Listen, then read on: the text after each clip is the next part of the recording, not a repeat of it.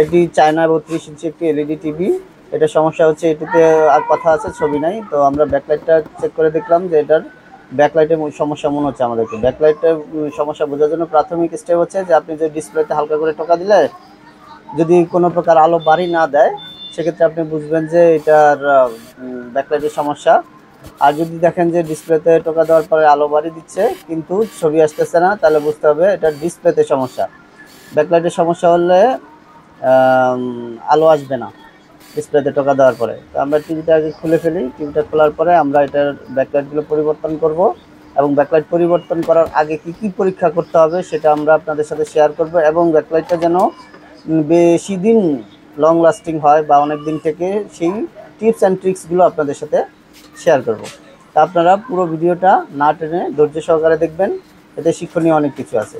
তো টিভিটা খোলার পরে আমরা প্রথমে টিভিটাকে একটু পরিষ্কার করে দিব পাওয়ার মেশিন দ্বারা। আমাদের টিভিটা পরিষ্কার হয়ে গেছে। এখন আমরা দেখবো যে ব্যাকলাইটের ভোল্টেজটা আছে কিনা, অর্থাৎ সার্কিট থেকে ব্যাকলাইটের ভোল্টেজ বের হয় কিনা। এটা চেক করার জন্য প্রথমে আমাদের যে ব্যাকলাইটের দুইটা তার আছে, এই দুইটা তার খুলে ফেলতে হবে। খুলে ফেলে ব্যাকলাইটের যে দুই লাইন আছে, এটা নেগেটিভে মিটারের নেগেটিভ এবং পজিটিভ টার্মিনাল ধরতে হবে। ধরার পরে টিভিটা অন করার পর দেখবেন যে ব্যাকলাইটের ভোল্টেজটা এই যেভাবে বেড়ে উঠবে, এই যে 96, 95, আস্তে আস্তে করে ভোল্টেজ একদম জিরোতে চলে আসবে। অর্থাৎ তখনই আপনাকে বুঝতে হবে যে যখন ভোল্টেজটা ডাউন হয়ে যায় উঠে, তখন বুঝতে হবে যে ব্যাকলাইটের যে ইনভার্টার সার্কিট এটা ভালো আছে, কিন্তু ব্যাকলাইটগুলো নষ্ট হচ্ছে, এই জন্য চলতেছে। আমরা এই যে দেখেন একটা ব্যাকলাইট টেস্টার বলে এটাকে, ব্যাকলাইট এলইডি টেস্টার, এটা দিয়ে চেক করে দেখলাম যে ভিতরে ব্যাকলাইটগুলো জ্বলতেছে না। যদি এই ব্যাকলাইট এলইডি টেস্টার দিয়ে জ্বলতো তাহলে বুঝতে পারতাম যে আমরা ব্যাকলাইট ভালো আছে, ইনভার্টার সার্কিটের সমস্যা, অর্থাৎ সার্কিটটা ইনভার্টার সেকশনটা রিপেয়ার করলে হতো। যেহেতু আমরা ব্যাকলাইটটা আলাদাভাবে ড্রাইভার ব্যাকলাইট টেস্টার দিয়ে চেক করে দেখেছি লাইট জ্বলতেছে না, তার মানে হচ্ছে লাইট খারাপ। কারণ আমরা প্যানেলটা খুলে ফেলবো। প্যানেল খোলার সময় অবশ্যই আপনারা সাবধানতার সহিত প্যানেল খুলবেন, কোনো তাড়াহুড়া করবেন না। এই যে দেখেন এলসিডি ওপেনার নামে এই যে আমার হাতে একটা টুলস আছে, এই এলসিডি ওপেনারটা দিয়ে ধীরে ধীরে আস্তে আস্তে কোনো তাড়াহুড়া না করে প্যানেলটা খুলবেন। যদি একটু তাড়াহুড়া করেন, আর এলসিডি ওপেনারটার যেন ভিতরে বেশি অংশ না ঢুকলে কিন্তু আপনার প্যানেলে টাচ লাগতে পারে, এবং সেক্ষেত্রে প্যানেলটা ড্যামেজ হওয়ার চান্স থাকে। তো আমরা প্যানেলটা খুলে ফেলছি। আমরা একটু এটাকে ফাস্ট ফরওয়ার্ড করে দিয়েছি, না হলে ভিডিওটা অনেক লম্বা হয়ে যাবে। এই জন্য এটাকে আমরা ফাস্ট ফরওয়ার্ড করে আলাদাভাবে একটা ভয়েস দিচ্ছি আপনাদের বোঝার সুবিধার্থে। আমরা প্যানেলটা খুলে প্যানেলটাকে একদম সেফ জায়গায় সাবধানের সহিত সরিয়ে রাখলাম, এবং এরপরে যে বাকি অংশগুলো আছে এগুলো ধীরে ধীরে খুলে ফেলছি। এখানে প্যানেলটা বসানোর জন্য আলাদা একটা অপশন আছে, ওটা খুলতেছি।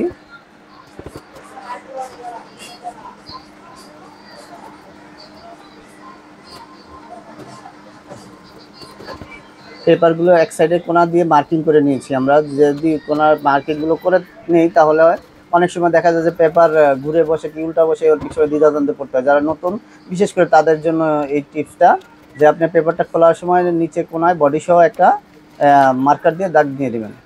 হ্যাঁ, এরপরে এই যে আমরা ব্যাকলাইটগুলো দেখতে পাচ্ছি। এখন আমি ব্যাকলাইট টেস্টারটা দিয়ে আবার চেক দিব এখানে ব্যাকলাইট আসলে কোনটা খারাপ। তো ব্যাকলাইট টেস্টারটা আপনারা বাজার থেকে কিনতে পাবেন, এটার দাম নেবে 800 থেকে 850 টাকার ভিতরে। এই যে আপনারা দেখতে পাচ্ছেন ব্যাকলাইট এটা জ্বলে না, কিন্তু এই ব্যাকলাইটটা লাইন দেওয়ার পরে ব্যাকলাইট টেস্টার জ্বলতেছে, অর্থাৎ ওই স্টিক যেটা আছে ব্যাকলাইটের ওই স্টিকটা খারাপ হয়ে গেছে। তো এখন আমরা যদি একটা স্টিক পরিবর্তন করে দিই তাহলে কিন্তু টিভি চলবে, কিন্তু এই কাজটা আমরা করব না কখনোই। আমরা সবসময় চেষ্টা করব এলইডির যদি একটা স্টিক খারাপ হয় সেক্ষেত্রে দুইটা স্টিকই বা দুইটা লাইটই পরিবর্তন করে নতুন লাগানোর জন্য। যদি এটা করেন তাহলে এই ব্যাকলাইটগুলো অনেক দিন চলবে, এবং সেক্ষেত্রে কাস্টমারদের কোনো অভিযোগ থাকবে না। তো বেশিরভাগ টেকনিশিয়ান কী করে, যেটা নষ্ট হয় সেটা পরিবর্তন করে দেয়, তারপরে দেখা যায় 6 মাস 7 মাস বা কোনো ক্ষেত্রে 1 বছর পরে আবার ব্যাকলাইটটা নষ্ট হয়ে যায়। আবার কোনো ক্ষেত্রে দেখা যায় যে 15 দিন পরেও ব্যাকলাইট ফেরত আসতেছে। এই কাজগুলো না করে কাস্টমার সার্ভিসের জন্য সেক্ষেত্রে আপনারা সবসময় দুইটা, বা যদি 4টা থাকে 4টা, যদি 8টা থাকে 8টা, 10টা থাকলে 10টা স্টিকই আপনারা, অর্থাৎ টোটাল লাইটটাই চেঞ্জ করে দেবেন। সবসময় এটা মনে রাখবেন। তো আমরা দুইটা লাইট নিয়ে নিয়েছি নতুন, এটা আবার ব্যাকলাইট টেস্টে দিয়ে চেক করে এখন আমরা টিভিটা ফিটিং করতেছি। তো পেপারটা ভালোভাবে স্ক্রু দিয়ে আটকে নেব।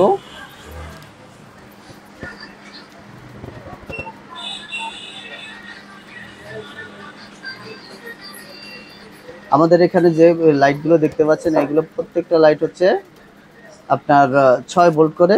তার মানে হচ্ছে প্রতিটা স্টিকে 6টা লাইট সিরিজে কানেকশন করা আছে। তো 6 6 36 ভোল্টের লাইট এক একটা। তাহলে 36 ভোল্ট দুইটা যদি সিরিজ করেন তাহলে এখানে ভোল্ট হবে 72 ভোল্ট। 72 ভোল্টের লাইট। তো 72 ভোল্টে আমাদের ব্যাকলাইট ইনভার্টার থেকে 72 ভোল্ট বের হবে এবং 72 ভোল্ট বের হলে এই লাইটটা জ্বলবে এবং এটা অনেক দিন টেকসই হবে। এখানে দেখেন আমরা পেপার দিয়ে যে এটার ভিতরে যে মোটা কাগজটা আছে আপনার ডিসপ্লের নিচে যেটা থাকে পেপার, হ্যাঁ, এই পেপারটা পরিষ্কার করে দিচ্ছি। যদি এই যে কালি কালি অংশটা পরিষ্কার করে না দেন সেক্ষেত্রে অনেক ক্ষেত্রে দেখা যায় যে টিভি অন করলে সাদা স্ক্রিন আসলে নিচে একটা দাগের মতো দেখা যায়।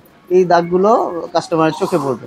তো এইটাকে ভালোভাবে টিস্যু দিয়ে একটু প্রয়োজনে ভিজিয়ে নিয়ে টিস্যু দিয়ে পরিষ্কার করে দিবেন। পরিষ্কার করে দিলে ভিতরে ব্যাকলাইট চেঞ্জ করার পরে স্ক্রিনটা আসলে অনেক সময় সাদা স্ক্রিন আসলে ছবি না থাকলে ওটা কালো দাগগুলো আর দেখা যাবে না, দেখতে ছবি দেখতে ভালো লাগবে।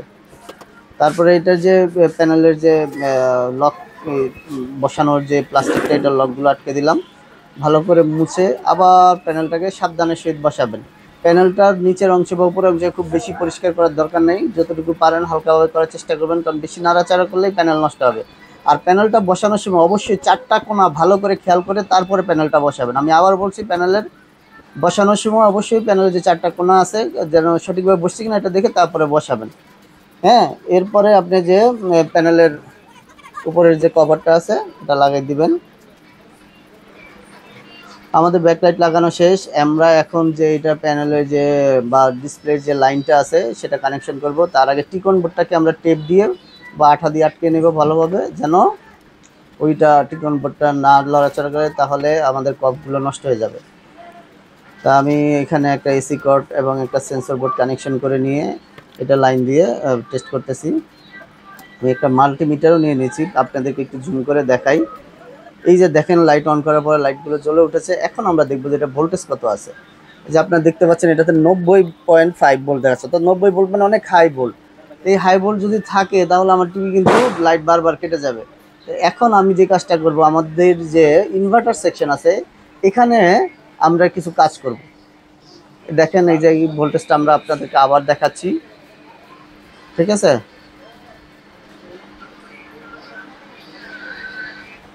এই যে টিভিটা অন করব এখন। এই যে টিভি অন করলাম। এই যে দেখেন আপনারা এখানে ভোল্টেজটা এই যে 90 ভোল্ট উঠে গেছে। 90 ভোল্ট যদি থাকে তাহলে 72 ভোল্টের লাইট অবভিয়াসলি এটা মনে করেন 1 মাস 2 মাস বা 3 মাস পরে বা 15 দিন পরেও কেটে যাবে, যদি লাইটের মান যত ভালো মানের লাইট লাগান না কেন আপনি। তো এখন আমরা এই সেকশনটা কিভাবে কাজ করতে হয় বা এই লাইটের যে ভোল্টেজটা আছে এটা কিভাবে কমাবেন এটা আমরা আপনাদেরকে দেখাবো। এই ইনভার্টার সেকশনে বেশ কিছু রেজিস্টার আছে যেগুলো লাইটের সাথে প্যারালাল কানেক্ট করা থাকে। তো এই রেজিস্টারগুলো আপনি একই মানের থাকে, এগুলো দেখে এখান থেকে একটা একটা বা দুইটা করে খুলবেন। খুললে দেখবেন যে ভোল্টেজ কমতে আসছে। এই যে আমরা দুইটা রেজিস্টার খুলে ফেলেছি। এখন দেখেন আমাদের এই লাইটের ভোল্টেজটা কত দেখায়। এই যে আমি টিভি অন করলাম।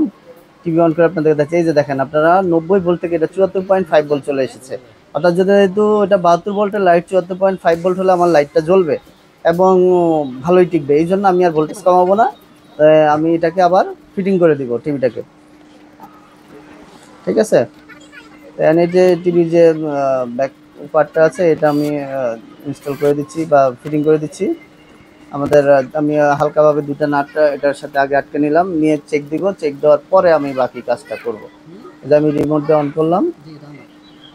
যেহেতু আমার লাইটের ভোল্টেজ ঠিক আছে, লাইটও জ্বলতেছে। এই যে আপনারা দেখতে পাচ্ছেন টিভিতে ছবি চলে এসেছে, ঠিক আছে। তো এখন আমরা বাকি স্ক্রুগুলো আটকে দিব। চেক দেওয়ার পরে অবশ্যই মনে করে স্ক্রুগুলো আটকে নেবেন, না হলে কাস্টমারকে অনেক সময় এইভাবে অনেকে ডেলিভারি দিয়ে দেয়। আমি নিজেও একবার 2টা স্ক্রু আটকানো অবস্থায় টিভি চেক দিয়েছিলাম, তারপর আর মনে না থাকায় আমি সেই টিভিটা সরাসরি কাস্টমারকে ডেলিভারি দিয়ে দিই। এখন আমরা টিভিটাকে এই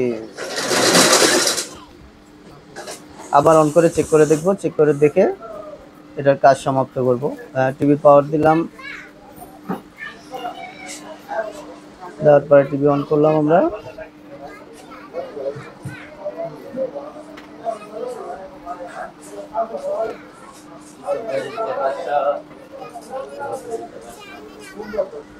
এই যে আপনারা দেখতে পাচ্ছেন টিভি অটো সার্চ হচ্ছে, যেহেতু এখানে কোনো চ্যানেল নাই। এই যে একটা চ্যানেল আসলে আমি আর অটো সার্চ দিব না, যেহেতু আমার টেস্টিং পারপাস। তো একটা চ্যানেল আসলে আমার হবে। তো আমরা এটা দেখে নিলাম। এখন আমরা যেটা করবো সেটা সিস্টেম মোডে ঢুকবো। এটাকে ঢুকতে হলে আপনাকে মেনু চাপ দিয়ে 1147, এটা হচ্ছে চায়না টিভির কোড দিয়ে ভিতরে ঢুকতে হবে। এরপর প্যানেল সেটিংয়ে যাবেন। এখান থেকে প্যানেল সেটিংয়ে যাওয়ার পরে দেখবেন যে নিচে ব্যাকলাইট সেটিং নামে একটা অপশন আছে, ব্যাকলাইট। ওই ব্যাকলাইট ভ্যালুটা আপনি 100 থেকে 80 করে দেন, ঠিক আছে? 100 থেকে 80 করে দিলে এই লাইটটা খুব সহজে আর কাটবে না। ধন্যবাদ সবাইকে, আবার দেখা হবে নতুন কোনো ভিডিওতে।